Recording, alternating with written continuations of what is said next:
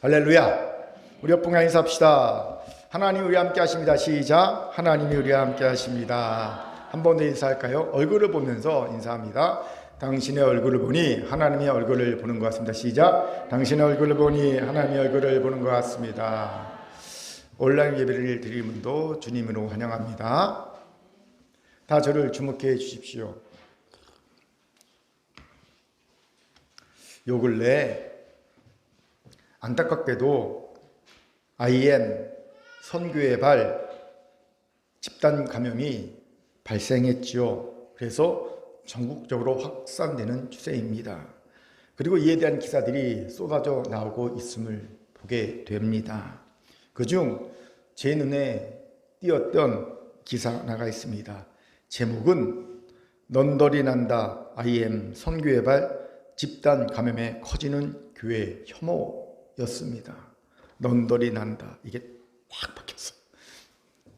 참 제목도 자극적으로 뽑았습니다.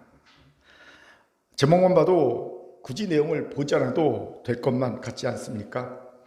그런데 이번에는 정말 교회에 대한 혐오 감정이 엄청나게 커지고 있음을 피부로 느낄 수 있겠더라고요. 이렇게 가다가 한국교회가 2차 세계대전 당시에 유럽에서의 유태인 꼴이 나는 것이 아닌가라는 과도한 생각까지 문득 들었어요. 저도 개인적으로 IM 선교회가 너무나 안일하게 방역했다라는 생각을 하고요. 지탄받아 마땅하다는 생각을 합니다. 그렇게 안일하게 대처해서는 안 되거든요. 정말 잘못됐다라는 생각을 개인적으로 합니다. 그런데 문득 저는요, 이 사태가 다른 측면으로 해석이 되었습니다. 바로 우리 사회가 가진 부정적인 감정들의 집중 폭발이라는 측면이었습니다. 무슨 말입니까? 잘 들어보세요. 사회학자들은 한국 사회를 특징 짓는 감정들로 불안, 분노, 혐오, 절망감, 모멸감 등을 꼽고 있습니다.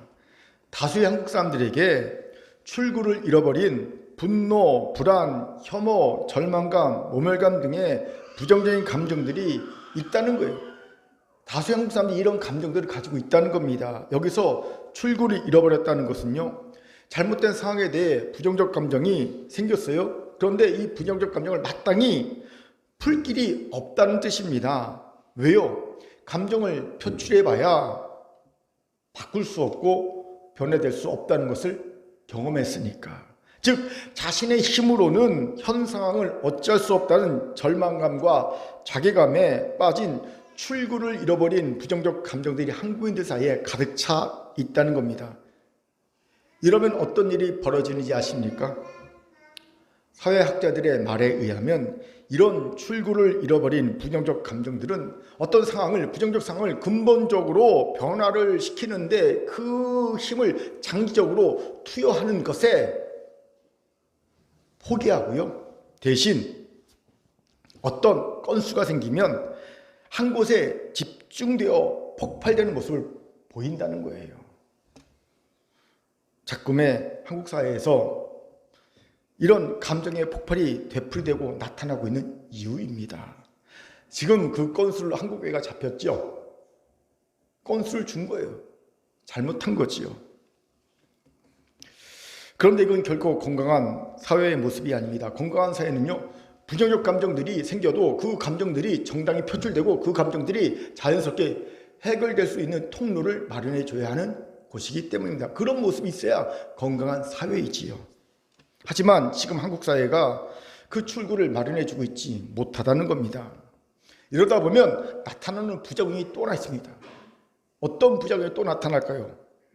주로 부정적인 감정들에 쉽게 좌우되는 계층이 청년 계층 아닙니까? 이 청년 계층의 부작용이 나타납니다.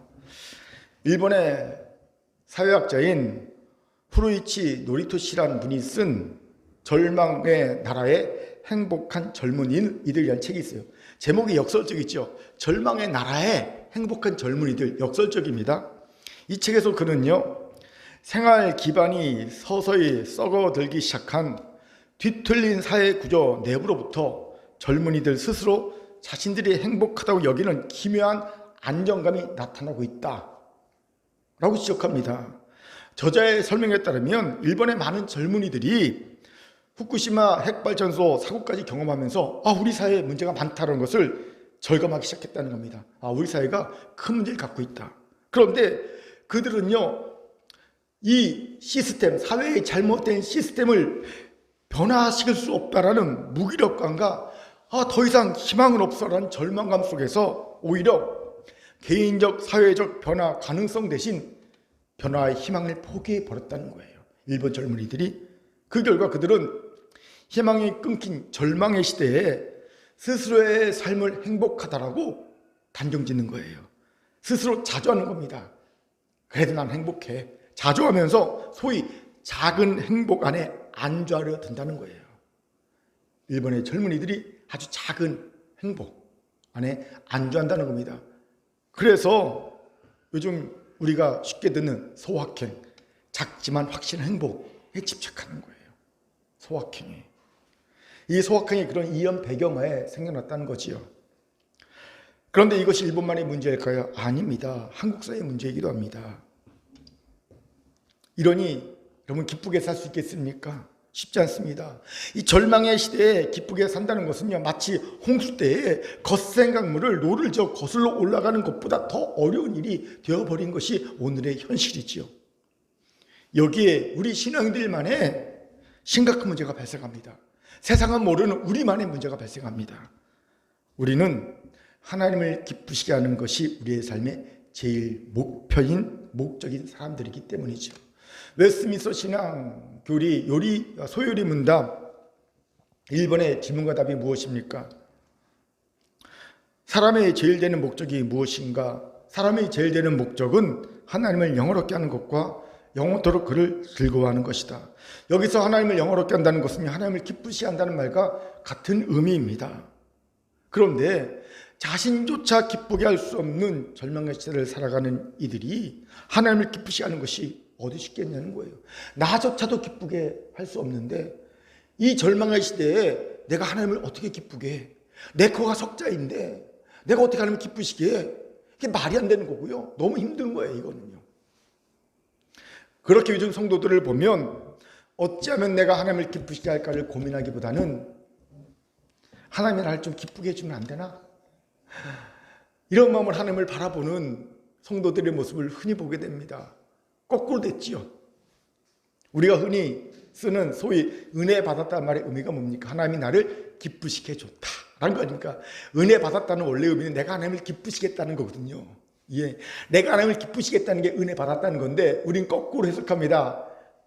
하나님 나를 기쁘시게 했다. 그게 은혜 받은 거예요. 안타까운 우리의 현실이지요.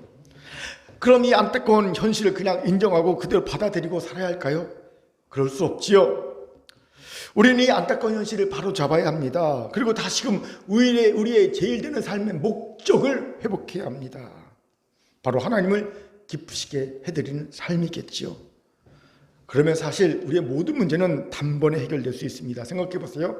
하나님을 기쁘시게 해드리는 삶을 사는데 하나님이 가만히 계시겠냐는 거예요. 가만히 안 계십니다. 하나님은요, 자신을 기쁘게 하는 이와 함께 하십니다. 그리고 그의 구원이 되어주십니다. 그의 능력이 되어주십니다. 그의 지혜가 되어주시고요, 그의 인도자가 되어주시며 그의 강력한 막강한 후원자가 되어주십니다. 필요를 공급해 주시는 거예요. 그래서 요셉을 애굽 총리로 세우셨듯이 베들레헴 목동에 선 다윗을 이스라엘 왕으로 세우셨듯이 세상에 그를 우뚝 세워주시는 겁니다. 그렇게 살아가는 큰교회 성도 여러분, 비록 절망의 시대를 살아가느나 내 기쁨 하나 챙길 수 없는 열악한 상황 속에 있지만, 그렇죠? 나도 좀 기쁘게 살고 싶지만 내 기쁨조차 채울 수 없는 그런 열악한 상황 속에 있지만 다시금 우리의 제일의 목적을 회복합시다.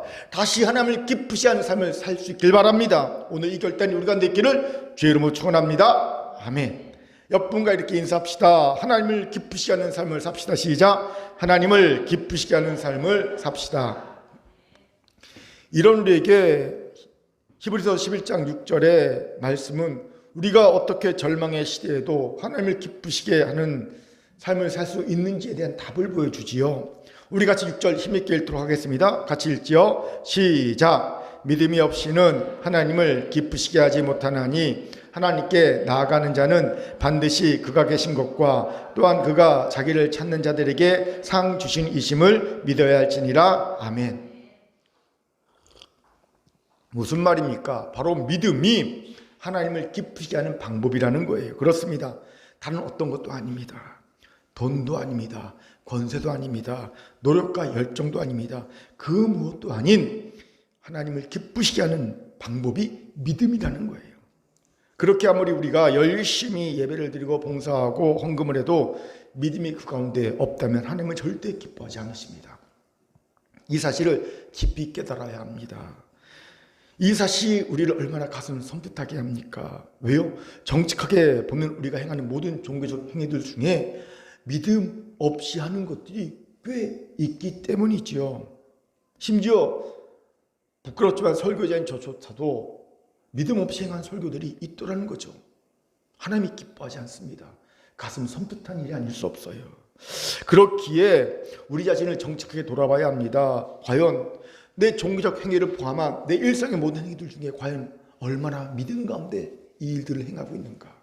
내가 과연 믿음으로 예배를 드리고 봉사하고 헌신하고 있는가? 믿음으로 예물을 드리고 있는가? 믿음으로 내가 가정생활, 직장생활, 사업을 하고 있는가? 돌아봐야 합니다.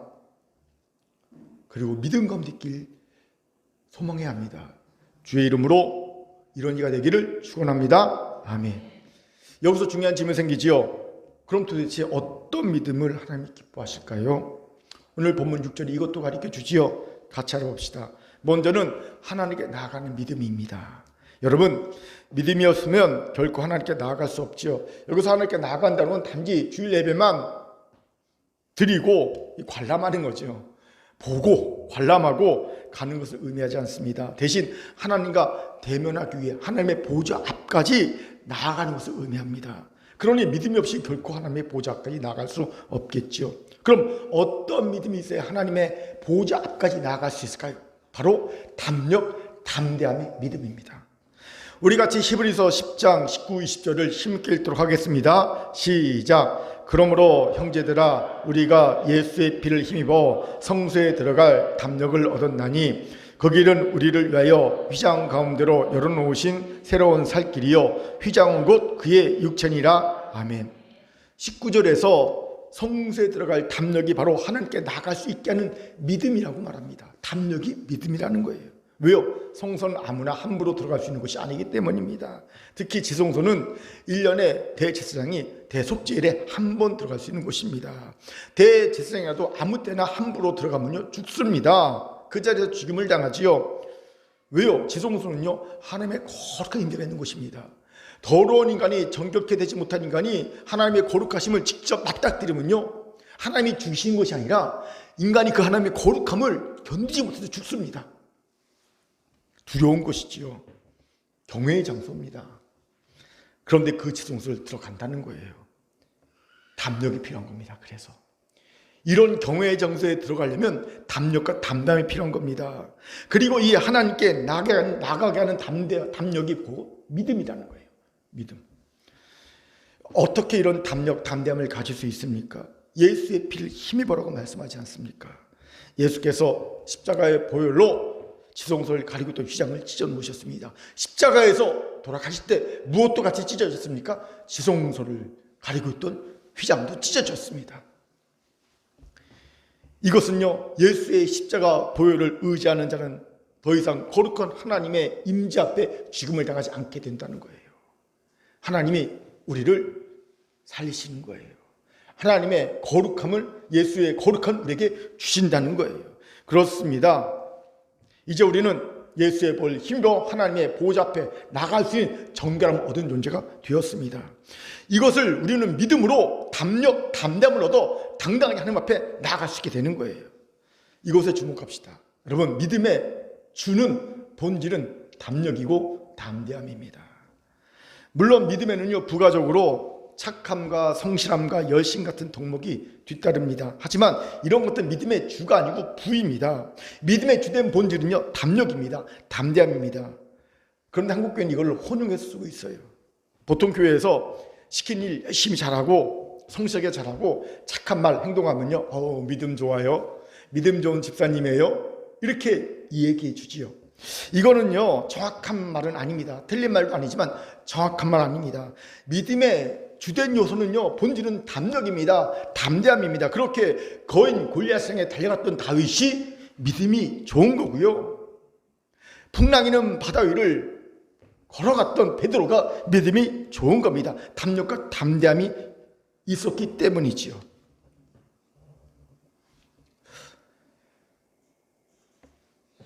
다른 것은요 그냥 착하고 순한 것에 더 비중이 큰 것으로 보면 됩니다.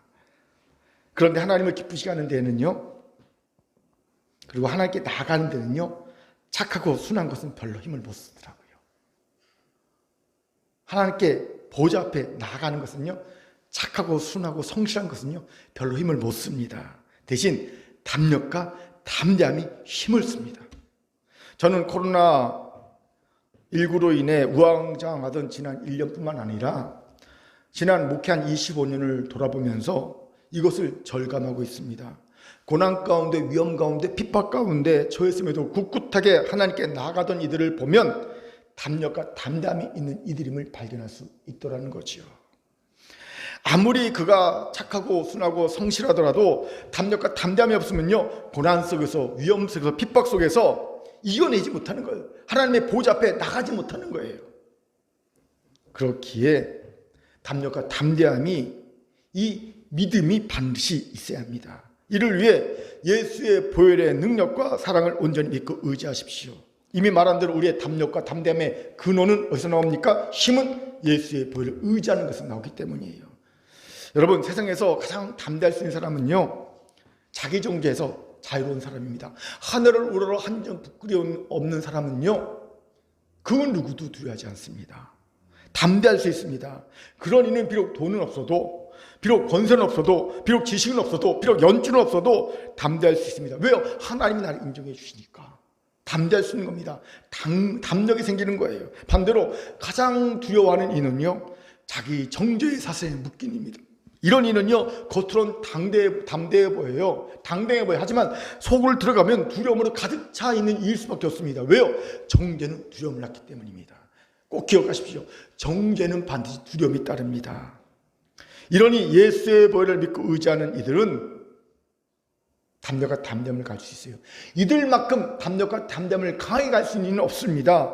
더 이상 그를 정죄할 것은 세상에 존재하지 않습니다. 예수의 보혈이 이미 모든 죄의 값을 이미 치른 거예요. 더 이상 치룰 죄의 값이 없는 거예요. 담대하고 당당하지요. 또 더 이상 하나님의 상에서 그를 끊을 것도 이상에 존재하지 않습니다. 그렇게 그는 이제 이런 고백을 담대하게 할 수 있습니다. 로마서 8장 35절, 38절, 39절 우리의 고백으로 한번 읽어봅시다. 시작. 누가 우리를 그리스도의 사랑에서 끊으리요? 환난이나 공고나 박해나 기근이나 적신이나 위험이나 가리랴. 내가 확신하노니 사망이나 생명이나 천사들이나 권세자들이나 현재일이나 장래일이나 능력이나 높음이나 깊음이나 다른 어떤 피조물이라도 우리를 우리 주 그리스도 예수 안에 있는 하나님의 사랑에서 끊을 수 없으리라. 아멘. 이 얼마나 담대함과 담력이 넘치는 고백입니까? 이것이 바로 예수 그리스도의 보혈의 능력과 사랑을 의지하여 믿는 이가 얻게 되는 겁니다. 이 담력을, 이 담대함을 얻게 되는 겁니다. 그렇기에 이 담력과 담대함으로, 이 믿음으로 어떤 어려움과 핍박이 있어 하나님께 나아가기를 멈추지 마시기 바랍니다. 여기에서 안타까운 현실이 있지요. 하나님께 나아가기를 중도에 포기해버리거나 멈추어선 일이 너무 많다는 겁니다. 왜일까요? 담력과 담대함을 잃어버렸기 때문입니다. 마치 담력을 가지고 물 위를 걷던, 풍랑이는 바다 위를 걷던 베드로가 물속으로 빠져들었던 것처럼 말입니다. 베드로가 왜 이렇게 되었습니까? 성경을 보니까 바람을 보고 무서워라고 써여 있어요. 그렇습니다. 주만 바라볼 때 베드로는 풍랑이는 물 위를 걸을 수 있는 담력과 담대함을 가질 수 있었습니다. 하지만 그가 주가 아닌 바람을 보기 시작할 때 그는요, 그가 가졌던 담력과 담대함은 순간 사라져버리고 두려움이 그를 지배해버립니다. 물에 빠져들어가는 거죠. 마찬가지로 중간에 담력과 담대함을 잃어버리고 하나님께 나아가기를 포기하거나 멈춘 이들을 보면 주만 바라보던 이가 어느새 바람을 바라보는 이가 되었음을 봅니다. 그가 바람을 바라보는 순간 그는 담력과 담대함을 잃어버리고 물속으로 빠져들어가는 겁니다. 무서울 수밖에 없죠. 바람을 보면. 저도 마찬가지입니다. 저도 주만 바라볼 때는 용기 백배합니다. 풍랑이는 바다 위도 걸을 수 있을 것 같은 담력과 담대함의 제한에 생겨납니다. 그런데 이런 저도요, 바람을 바라보는 순간 세상에 이런 겁쟁이가 없을 정도다 싶게 쭈그러들어 버립니다. 곧 물에 빠져 죽을 것만 같아요. 그리고 목회고 뭐고 다 때려치고 나 살 길을 찾아야 되지 않나라는 생각이 제 안에 들어옵니다. 그러니까 극과 극입니다. 주만 바라볼 때는요, 용기 100배, 바람을 볼 때는요, 완전 쭈그러들어서 벌벌 떱니다. 저는 여러분도 저와 대동소이하지 않을까 생각을 해요. 그렇게 하나님께 나아가는 담력과 담대함을 잃지 않기 위해서는요, 절대 주를 바라보는 시선을 거두지 않아야 합니다. 옆에서 천둥 벼락이 쳐도 대포가 터져도 주를 바라보는 시선을 거두지 않아야 합니다. 여러분, 믿음이 좋다는 건 결국 뭐냐면요, 주를 바라보는 시선을 놓치지 않는 겁니다. 어떤 일 있어도 그 시선을 놓치지 않고 오랫동안 집중할 수 있는 능력, 그게 바로 믿음이 좋은 거예요. 믿음이 좋은 사람은요, 담력과 담대함을 가진 사람은요, 바로 이 주를 바라보는 시선을 결코 놓치지 않는 사람입니다. 집중하는 거예요. 젖된 아이가 어머니 품속에서 엄마 눈을 바라보며 놓치지 않듯이 그렇게 주를 놓치지 않는 겁니다. 그러니까 담력과 담대한 믿음을 가지게 되는 거예요. 그리고 무리를 걷는 경험을 하는 겁니다. 기적을. 그리고 하나님께 더 가까이 나가게 되는 거예요. 사랑하는 군계 성도 여러분, 이제 우리 주의 보혈을 의지하고 믿읍시다. 이 믿음으로 담력과 담대함을 얻어 하나님의 보좌 앞으로 나아갑시다. 있는 모습 그대로 나아가도 됩니다. 설령 죄를 지은 모습 그대로라도 여러분, 우리는 아담과 하와처럼 나무 뒤에 숨을 필요가 없어요. 왜요? 이미 죄의 값은 집을 지었습니다. 예, 죄의 값은 집을 지었습니다. 또 더 이상 우리를 하나님의 상에서 끊을 존재는 세상에 존재하지 않습니다. 이 하나님께 나아가는 믿음을 가집시다. 하나님 이런 자를 보시면 크게 기뻐하십니다. 이것이 절망의 시대에 빠져 우리의 기쁨조차 챙길 수 없는 우리일지라도 하나님을 기쁘시게 하는 삶을 사는 비결이 될 줄 믿습니다. 아멘. 자, 이렇게 옆분과 인사해 봅시다. 주의 보혈을 믿어. 옆분을 보면서 하나님께 나아갈 담력을 가지세요. 하나님께 나아갈 담력을 가지세요. 아멘. 두 번째로 하나님이 기뻐하시는 믿음은 반드시 하나님이 계신 것을 믿는 것임을 봅니다. 여기서 먼저 주목할 것이 반드시예요. 강조죠. 반드시 강조입니다. 왜 강조할까요? 사람들이 하나님께 나아가면서도 하나님이 계시다는 것을 믿지 않는 경우가 허다하기 때문입니다. 여러분, 하나님을 진노하십니다. 왜요? 하나님이 계신데 하나님을 없는 존재처럼 취급하기 때문입니다. 여러분, 우리도 내가 있는데 사람들이 나를 없는 존재로 취급하면 어떻습니까? 분노하죠. 예, 이것만큼 기분 나쁜 게 없죠. 나를 없는 사람 취급해버리면 자존심 상하고요, 너무너무 기분 나쁩니다. 화가 납니다. 하물며 하나님을 우리가 없는 분 취급한다? 그것도 하나님께 예배드리러 나와서 하나님께 나온 자가 하나님 없는 분 취급한다? 이건 정말 하나님 진노하시게 하는 문제예요. 그렇게 반드시 하나님이 계신 걸 믿어야 합니다. 그런데 황당하게도 하나님을 없는 분 취급하는 이들이 꽤 많습니다. 왜 이런 말 합니까? 첫째, 지금 자신이 하나님의 면전, 하나님의 발등상 앞에 있다는 걸 인지하지 못하고 있기 때문입니다. 하나님께 나와 예배드린 자는 사람들조차도. 여러분, 우리는 예배드릴 때 하나님의 발등상 앞에 나아갑니다. 여러분, 이 단은요, 하나님의 발등상이에요. 발 앞에 우리가 앉는 거예요. 그래서 예전에는요, 성전에 의자를 못 두게 했어요. 하나님의 보좌 앞에 나왔는데 어떻게 우리가 감히 앉아 있어요? 그런데 프린스턴에서 공부하고 오신 한경재 목사님이 그래도 시대가 그런데 우리 성전에 의자 놓읍시다 그래갖고 의자가 비로소 놓여진 거예요. 예전에는요, 감히 하나님의 보좌 앞에 인간들이 앉아서 예배드려? 참 건방지다, 안 됐었어요. 우린 지금 하나님의 보좌 발등상 앞에 있는 겁니다. 여러분, 왕 앞에 신하가 섰을 때 어떻게 합니까? 꿇 엎드리죠, 왕 앞에. 그리고 머리를 조아리며 절하고 왕을 찬양합니다. 인간 앞에서 그러는 거예요. 하물며 하나님의 보호자 앞에 딱 나가서 우리는 어찌해야 됩니까? 당연히 엎드려 절하며 경배합니다. 그런데 우리는요, 자유로워도 너무 자유롭습니다. 하나님 앞에, 면전 앞에서. 요즘 드라마 중에 철인왕후라는 드라마가 있어요. 어떤 내용이냐면요, 21세기 현대에 허세 많은 젊은 청년이 코마 상태에 빠졌어요. 그런데 코마 상태에 빠져서 그 영혼만 타임 슬립해갖고 조선 말기 철종의 중전의 몸에 빙이 된 거예요. 그러니까 21세기 허세에 가득한 남자가 철종의 중전 몸에 빙이 됐으니 얼마나 황당한 일이 벌어지겠습니까? 궁중법도랍니까? 뭐랍니까? 왕한테 막 반말하고요, 막 노터치 그러고요, 막 자충우돌합니다. 자유로워도 너무 자유롭습니다. 황당한 일이 막 벌어져요. 그런데요, 그 철인왕후보다 우리가 더 자유분방합니다. 철인왕후보다 우리가 훨씬 더 너무 하나님 앞에 자유로워도 더 자유롭습니다. 왠지 아십니까?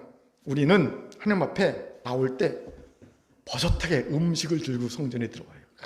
아무 생각 없이 하나님의 면전 앞에 다 음식 들고 들어옵니다.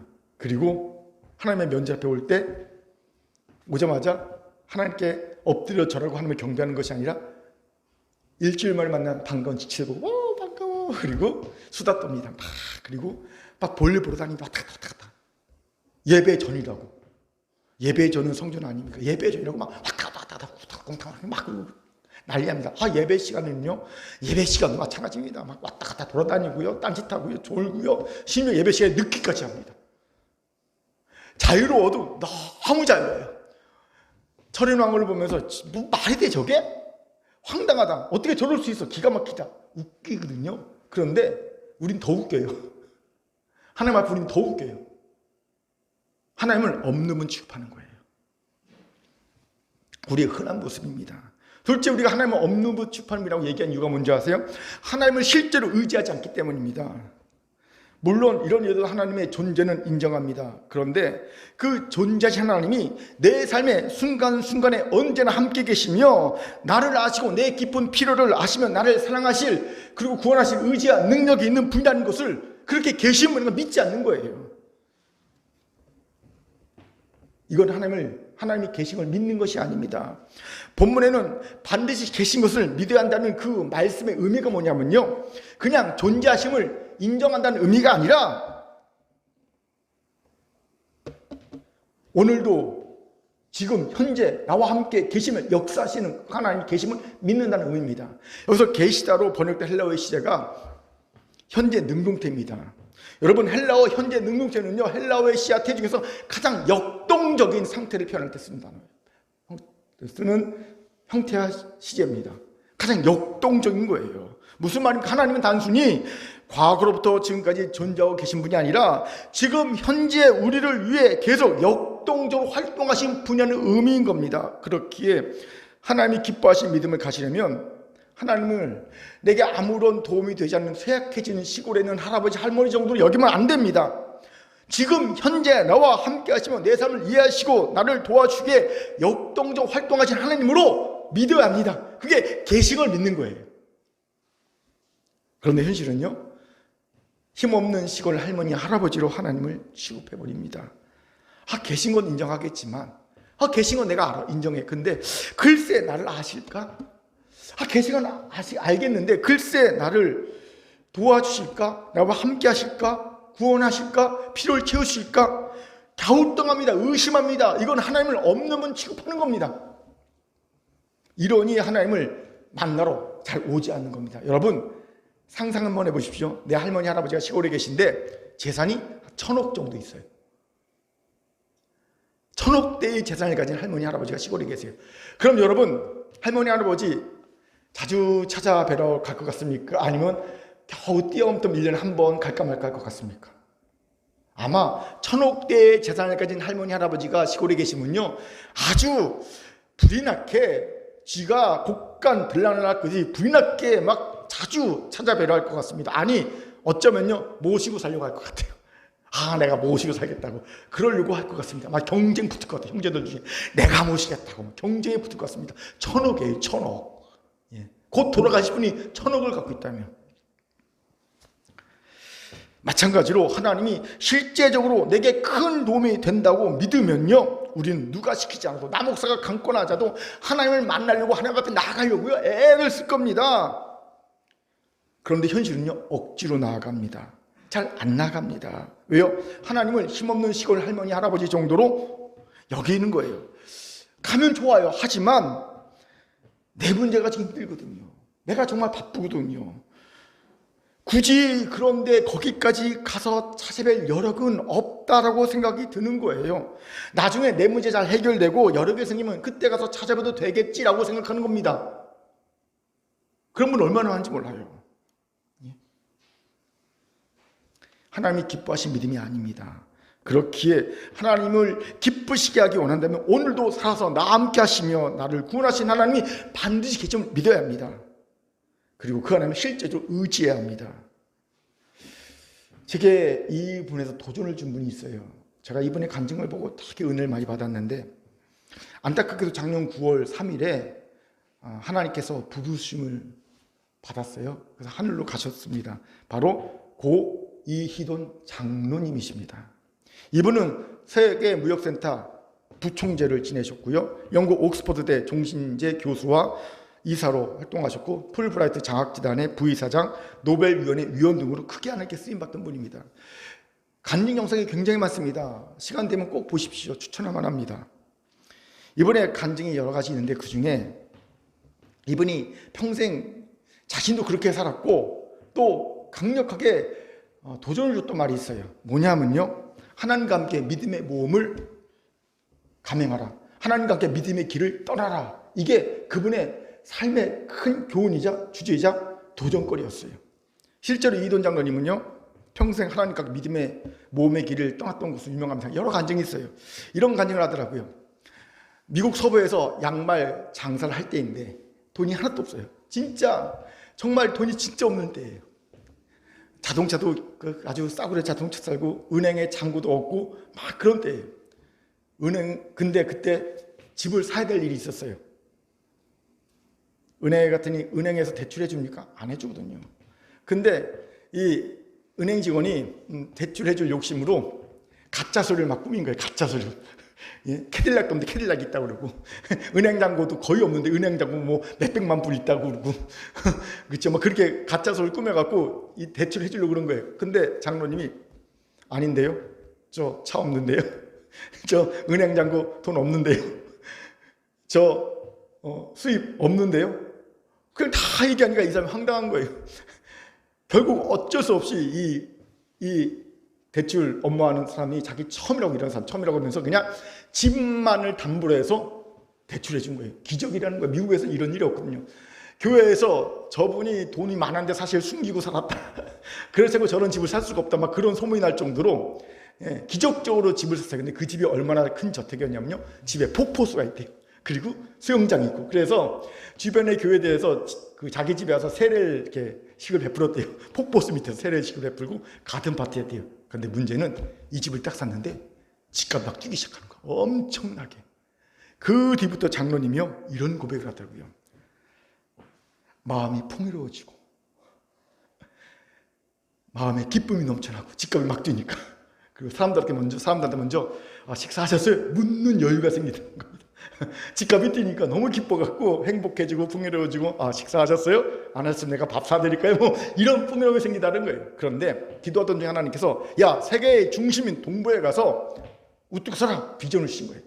그래서 이제 결단하고 이 집을 팔고 동부로 갈 생각을 했어요. 그러면서 생각하기를, 집값이 엄청 떴으니까 이 집을 팔아서 모든 빚을 다 갚고 남은 돈으로 동부 가서 좋은 집을 사서 새 출발하자, 그런 계획을 딱 세웠답니다. 그런데 어느 날 아침 아내가 형제님이라고 조용히 부르다는 거예요. 이 집은 형제님 자매님이라고 부릅니다. 부부끼리 형제님이라고 부르는 거예요. 느낌이 쎄해졌죠. 근데 얘 자매님 이렇게 대답했어요. 그랬더니 이 부인이 하는 말이, 아내가 하는 말이, 형제님께서 전에 저한테 가르쳐 주시기를 불로소득은 하나님께 다 드려야 한다고 하지 않았습니까? 아, 예, 제가 그랬지요. 떠떠름하게. 아, 형제님께서 이 집을 사시는데 어떤 투자하신 건 있습니까? 없는데요. 투자한 게 하나도 없거든요. 은행에서 다 해줬지. 예. 그럼 이 집에 못 하나 박은 적 있습니까? 아니, 없어요. 이분은요, 못도 못 박는답니다. 이 정부도 못 간답니다. 아, 저 못 안 했는데요. 아, 그러면 이 집은 불로소득이겠네요? 무슨 뜻인지 안 거예요? 아, 그래서 제가 사실은 11조 내려고 했습니다. 그런데 아내가 얼굴색이 안 변해더래요. 왜요? 아내는요, 다 드리자고 한 거예요. 그래서 장로님이 설득했대요. 아니, 우리가 이 집 팔아서 빚 갚고 난 다음에 그 돈으로, 남은 돈으로 동부 가서 집 사고 사야 되지 않느냐. 근데 어떻게 다 드리냐. 그랬더니 이 부인이 할 말이, 저도 사실 두렵습니다. 아무것도 없이 동부로 간다는 것이. 하지만 저는 하나님을 신뢰합니다. 뜻을 굽히지 않더라는 겁니다. 그 순간 장로님이 이야기하기를, 자기가 그 순간 자매님에서 아내가 마누라로 변해됐고 그렇게 보기 좋던 마누라가 꼴보기 싫은 존재가 되어버렸고, 난 참 장가를 잘 갔다 생각했는데 세상에서 가장 장가를 못 간 사람으로 자기가 변화됐다는 거예요. 그렇게 마누라가 꼴보기 싫고 나는 진짜 장가 잘못 갔다, 뭐 이런 마음이 들더라는 겁니다. 왜냐하면 명분이 아내한테 있고 틀린 말이 아니기 때문에 아내 뜻을 따라야 한다는 것이 자기 마음에 들었어요. 근데 따르기 싫은 거잖아요. 그러니까 아내가 꼴보기 싫은 거예요. 그던 채 한국에서 지인한테 전화가 왔어요. 지인이 말하기를, 경제학자니까 자기가 은행을 인수하고 싶은데 그 은행에 문제가 생겨서 인수해야 될지 안 될지 당신이 좀 알아봐 달라라고 부탁을 한 거예요. 옳거니 아내 꼴 보기 싫은데 잘 따라 그래갖고 일주일 출장을 딱 떠났어요. 예, 화가 나서 출장을 딱 떠났어요. 그런데 가서 보니까 자기가 뭐 일할 게 하나도 없는 거예요. 지들끼리 알아서 문제를 해결해갖고 일이 너무 쉽게 풀린 거예요. 그리고 자기는 그냥 일주일 만에 다시 집으로 돌아오게 됐어요. 공항에서 딱 비행기를 타려고 기다리고 있는데 지인이 비행기 티켓을 끊어주면서 그 안에다가 고생했다고, 아무튼 수고했잖아요. 한 게 없어도 수고를 딱 껴줬대요. 확인하고 있지 않다가 비행기를 기다리면서 한번 비행기 티켓 딱 열어봤대요. 수고료를 딱 봤대요. 그랬더니 전율했대요. 왜냐하면 아내가 그리고 자기가 하나님께 드리겠다고 불로소득 다 계산한 그 금액과 지인이 준 수고료가 정확하게 친. 소름이 돋으면서, 와, 하나님 정말 정확하시구나. 내가 괜히 벌벌 떨었구나. 괜히 염려했구나. 걱정했구나. 그러면 소름이 전율이 쫙 올랐다는 거예요. 근데 제가 놀란 것은요, 사실은 저를 한번 생각해 보세요. 이런 경우 난 어떻게 할까? 저는 아마 이런 경우에는요, 불로소득과 수고료 합해서 한 10의 1 아니면 10의 2 정도 드리려고 하지 않았나 싶더라고요. 예, 우리 그렇지 않습니까? 아무리 수고료가 불로소득만큼 맞다 하더라도 그래도 새로운 출발하는데 여유자금 있어야 되잖아요. 그러니까 그래, 이런 경우는 10의 2를 드리자. 뭐 10의 2 드리면서 하나님과 어떤 속단 말로 쇼오브 타협을 하려 하지 않았을까 싶은 생각이 드는데, 그건 그렇지 않아요. 수고를 다 드린 거예요. 하나님을 믿기에 믿음의 몸 한 거예요. 근데 이런 믿음의 몸 이뿐이 아니었어요. 유럽에서 사립학교 교사할 때도요, 선교사님을 위해 10의 8을 헌금한 거예요. 여러분, 수입의 10의 8을 헌금하니 어떻게 삽니까? 죽을 만큼 힘들었대요. 그래서 추가일 안 하고 매일 코피 흘렸대요. 매일 코피. 그래서 바지에 흘린 코피 자국이 안 지워진대요. 하도 코피 흘려서 일을 해야 되기 때문에. 간증이 많더라고요. 여러분, 어떻게 이럴 수 있을까요? 이돈 장로에게는요, 하나님은 그냥 시골에 계신 할아버지 할머니가 아니었어요. 지금 현재 나와 함께 하시면 나를 인도하시고 내 피를 아시고 내 피를 채우시는 하나님이셨던 겁니다. 능력과 사랑의 하나님이셨던 겁니다. 그렇기에 그는 믿음의 모험을 감행할 수 있었던 겁니다. 사랑하는 군계 성도 여러분, 하나님을 기쁘게 하시기 원합니까? 그렇다면 우리도 반드시 하나님이 계시고 믿어야 합니다. 이 믿음으로 하나님과 함께하며 믿음의 모험을 감행하는 우리 모두가 되기를 주님으로 축원합니다. 아멘. 자, 옆분과 이렇게 인사합시다. 함께 계신 하나님과 믿음의 모험을 시작합시다. 믿음의 모험을 시작합시다. 마지막 세 번째로, 하나님을 기쁘시 하는 믿음은요, 하나님이 상 주신 이심을 믿는 믿음임을 봅니다. 여기서 주목할 단어가 상이지요. 여러분, 하나님은 우리의 구하는 바만 주시는 분이 아니십니다. 하나님 우리의 구하는 바뿐만 아니라 상까지도 주시는 분입니다. 예수님께서 이런 말씀하시죠. 마태복음 7장 11절 이렇게 힘있게 읽겠습니다. 시작. 너희가 악한 자라도 좋은 것으로 자식에게 줄 줄 알거든 하물며 하늘에 계신 너희 아버지께서 구하는 자에게 좋은 것으로 주시지 않겠느냐. 아멘. 보세요. 하나님은 구하는 자에게 구하는 것만이 아닌 좋은 것을 주신다고 말씀하십니다. 즉 우리의 기대, 예상을 뛰어넘어서 주신다는 겁니다. 이게 바로 상입니다. 이런 하나님을 우리가 믿으면 하나님 기뻐하십니다. 그리고 진짜 상을 주십니다. 여기에 우리 연약함이 있어요. 놀랍게도 상 주신 하나님을 불신하는 이들이 의외로 많아요. 왜일까요? 두 가지 정도 이유를 찾을 수 있어요. 첫째는요, 부정적 경험 때문입니다. 하나님은 내가 구했는데 상은 고사하고 내가 구하는 것도 안 주셨어. 이런 부정적 경험이 있는 거예요. 내가 열심히 기도했는데 하나님 안 주셨어. 이런 부정적 경험 때문에 이거 안 믿어요. 여러분, 정말 하나님이 내가 구했는데 상을 안 주셨을까요? 결코 그렇지 않습니다. 하나님은요, 믿고 구하는 자에게 반드시 구하는 것뿐만 아니라 상도 주십니다. 그런데 문제는 구하는 이가 하나님의 상을 주셔도 이게 상인지 모른다는 거예요. 상을 주셔도 이게 상인지 모르는 거예요. 우리의 기준은 굉장히 자기중심적이고요, 세속적입니다. 그래서 세상에 가치 있다고 여기는 것만 상인 줄 알아요. 내가 가치 있다고 여기는 것만 상인 줄 압니다. 그런데 하나님의 기준은요, 다르죠. 하나님 중심적이고요, 영적입니다. 그래서 하나님은요, 하나님이 가치 있다고 있는 것이 상이고요, 하나님 우리에게 주시는 상은요, 잠깐 있다 없어질 것이 아니라 영원히 존재하고 우리가 함께 하며 누릴 수 있는 것을 상으로 주십니다. 그런데 우리가 영적 안목이 하나님처럼 높지 않으니까 하나님이 그런 상을 주셔도 우리는 세상이 인정하지 않는 것, 그리고 우리가 필요하지 않다고 생각하는 것은 상으로 여기지 않는 거예요. 그러니 하나님은 내가 구하는 것 안 주셔, 상도 안 주셔라고 자꾸 오해하는 겁니다. 이런 오해와 잘못된 가치관을 바꿔야 합니다. 우리의 영적 안목을 높여야 합니다. 그래야 상을 주신 하나님을 바로 볼 수 있는 거예요. 조금 전에 소개한 고 이돈 장로님에게 위로 누님이 세 분 계신데 셋째 누님 이야기를 하더라고요. 울면서. 이 셋째 누님이 찬양의 은사가 굉장히 뛰어났답니다. 예. 그래서 어머니 장례식에도 어머니가 절대 울지 말라고 유언을 내리셔서 찬양을 부를 때 셋째 누님이. 근데 이 셋째 누님이 이제 가족들과 함께 유럽 여행을 갔는데 유럽 여행에 몸이 아파서 잠깐 여행을 중단하고 병원 가서 진단을 받았는데 후두암 판정을 받은 거예요. 그래서 여행을 중단하고 치료를 시작했는데 치료가 잘 안 됐어요. 그래갖고 병원에서 성대를 제거해야 한다고 의사가 얘기했어요. 그리고 성대 제거하는 날 이제 마지막으로 의사가 말합니다. 이제 목소리로 낼 수 있는 마지막 말이잖아요. 마지막 할 말이 무엇입니까? 할 때 이 누님이 이런 얘기를 하더랍니다. 이 땅에서의 마지막 목소리 내는 말을 이렇게 얘기했어요. 감사해요. 감사해요. 여러분, 후두암으로 성대를 제거하고 투병을 하는 그 순간 감사한 고백이 나올 수 있겠습니까? 후두암이 무슨 선물입니까? 후두암의 상입니까? 상 받았습니까? 감사하게. 선물 받았습니까? 감사하게. 근데 감사도 고백하다는 겁니다.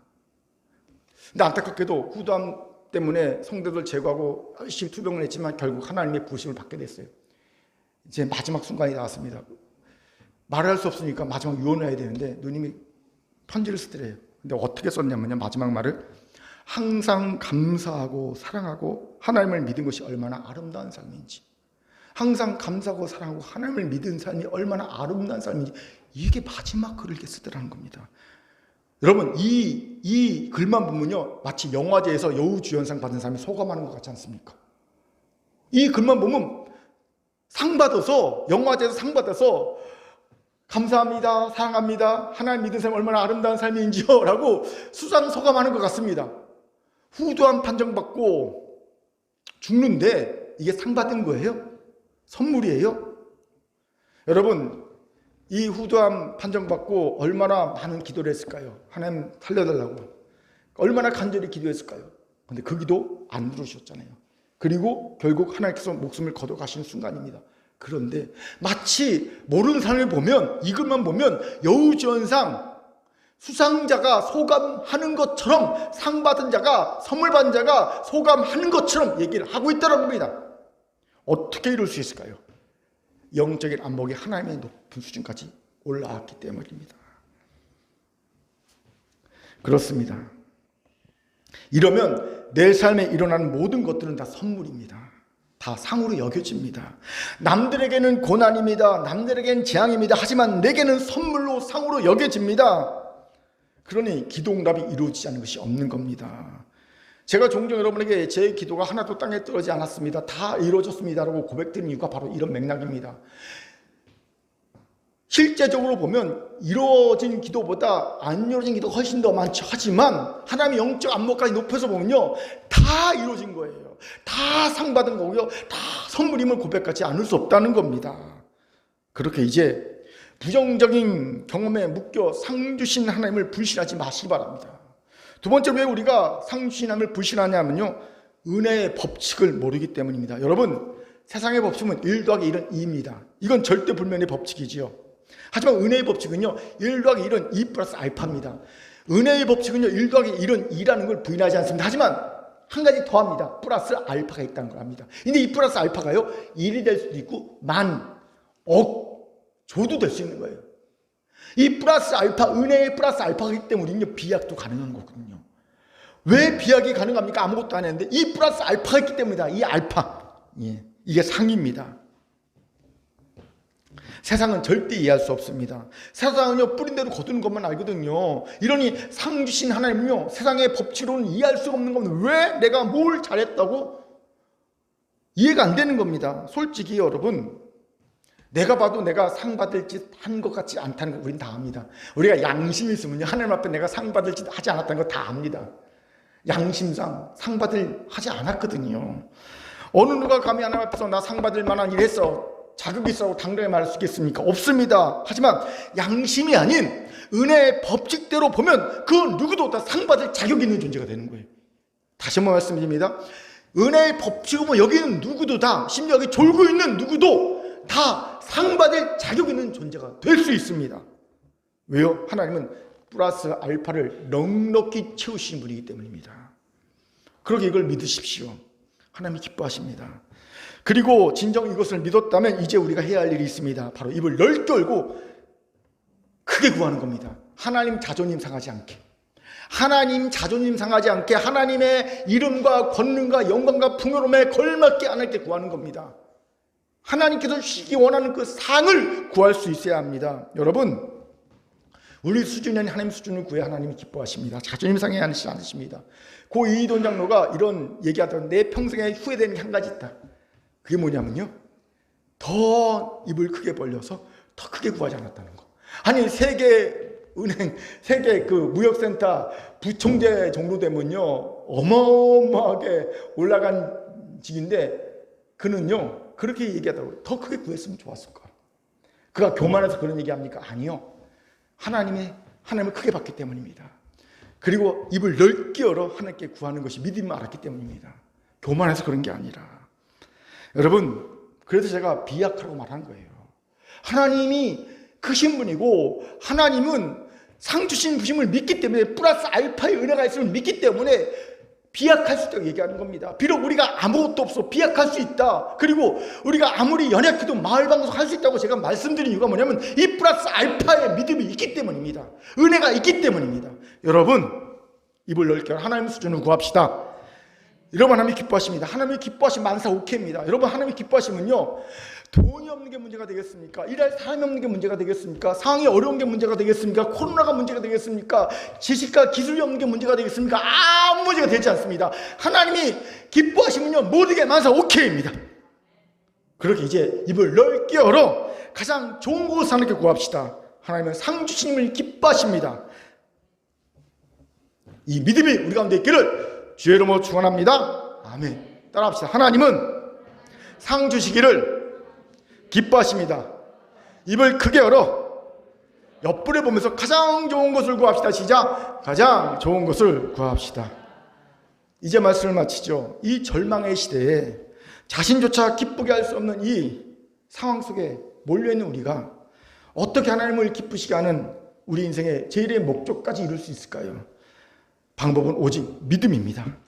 믿음밖에 다른 것이 없습니다. 그렇기에 우리 하나님을 기쁘시게 하는 이 믿음을 가집시다. 어떤 믿음이었습니까? 첫째, 하나님께 나아가는 믿음이었습니다. 예수의 벌을 의지하여 얻는 담력과 담대함이 하나님을 기쁘시게 하는 믿음이었지요. 두 번째, 하나님이 도울림 하나 없는 시골 할아버지 할머니가 아니라 지금 현재 살아서 나와 함께 하시면 나를 아시고 나의 필요를 채우시는 이를 위해 역동적으로 활동하시는 하나님을 믿는 믿음입니다. 그 하나님에게 계시다. 이 믿음인 거예요. 이 믿음을 가지고 이제 믿음의 모험을 시도해 봅시다.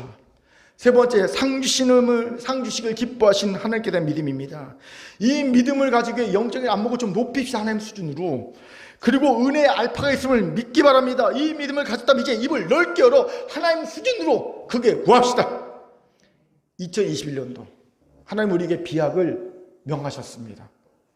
우리가 잘나서 대단해서 우리가 헌신가 열심히 있어서 아니요. 우리에게 믿음을 요구하신 겁니다.